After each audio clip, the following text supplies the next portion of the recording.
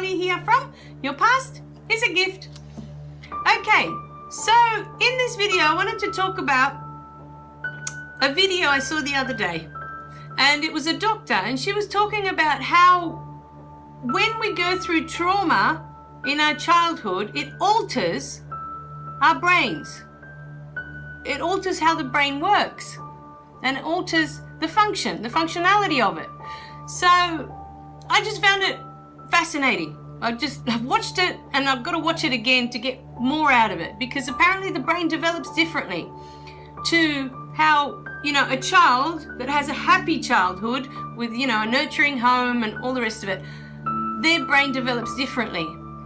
Now, funny enough, as she's, the doctor's doing this talk in this video, I remembered, as I was going through my late teens, and what happens is when she's trying to explain that there's a much higher rate of depression and there's a much higher rate for suicidal tendencies when you have traumatic, childhoods or traumatic events that happen in your childhood. And so I was going through this time in my life, in my late teens, and I was thinking, my very first depression, that was for me, was such a sad time in my life.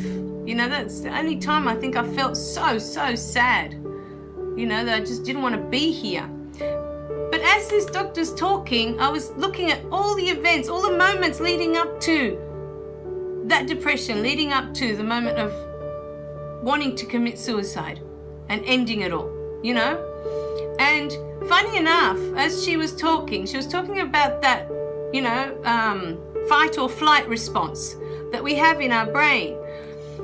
And I remember months and months and months leading up to this depression, waking up every morning with this knot in my stomach because of all the arguments that would develop throughout the day, between my partner at the time and my family, my parents or my sister, or there was always someone that had to start an argument, had to start up a discussion, had to start up something, and this bickering would go on. These backwards and forwards.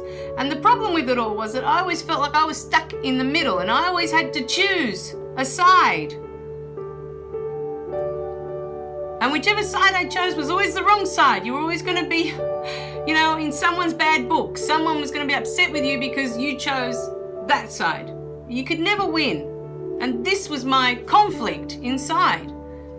That I didn't feel that I didn't want to have to choose my partner over my parents or my family, my sister, over my partner. I didn't feel that I needed to. I didn't feel that was fair at the time, because in my mind I couldn't understand, how is there not enough love for all of them? They're all different love, but they're all love. The love I had for my partner, I couldn't replace the love I had for my dad with this partner. If my dad suddenly wasn't there, this partner could never fill that space. Or if my mum suddenly wasn't there, she passed away, this partner could never fill her place or my sister's place. And none of my family could ever fill his place if he was gone. Each person has their place in your life, and they're important in your life for a reason. And you love them all, each of them, for a different reason. You should never have to choose between one or the other. There is enough love for all. And this is something I've never been able to understand growing up. There is enough love for everything. You can love your dog, and you can love your child, and you can love your husband and your parents. There is enough love in your heart. It's not going to run out because you give to one and you're not going to have it for the other. Love doesn't work that way. It doesn't work that way. And so the months leading up to this depression and then to my suicidal thoughts, I would have this knot in my stomach from the moment I woke up. I could feel this knot building up and getting tighter and tighter and tighter in my stomach. And I would go to bed every night crying. Every night. And this went on for months, till it got to a point where I just got into a depression. And from that depression, months later, keep piling on more months and more months and more months to that, you know, because this took a long time. It was over the period of 2 good years. You know, this just got worse. And, you know, ended up leading to suicidal thoughts because I couldn't see a way out. I couldn't explain to them how much they all meant to me and how they were all important in my life. I couldn't get through to them. But at the same time, I didn't want to live without any of them. I didn't want to have to choose one over the other. Like, I didn't want to go and get married to my partner and go live a life with him and never see my parents again. That is not joyful. That was not going to make me happy. And I didn't want to stay with my parents and break up with him because I loved him. I wanted to be with him. So that wasn't going to make me happy. So I felt like I had no way out at the time except to end it. And then they would have nothing to fight over. That's all I could think of. I just wanted that pain to end, that knot in my stomach that I had every morning, and that just wanting to cry every night because I just would be overwhelmed with this sadness. And I just wanted it to end. I just didn't want to go on like that anymore. I couldn't see an end to it at the time. I just couldn't see a way out. You know? Whichever road I took, I would lose. I would lose someone along the way. That's the only way I could see it. I would lose no matter which way I went. And I didn't want to suffer anymore. I was done suffering.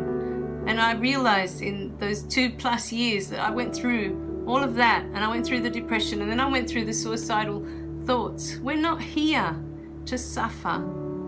And, you know, your mind and your body will get to a point where it will tell you, I've had enough. I don't want to do this anymore. I don't.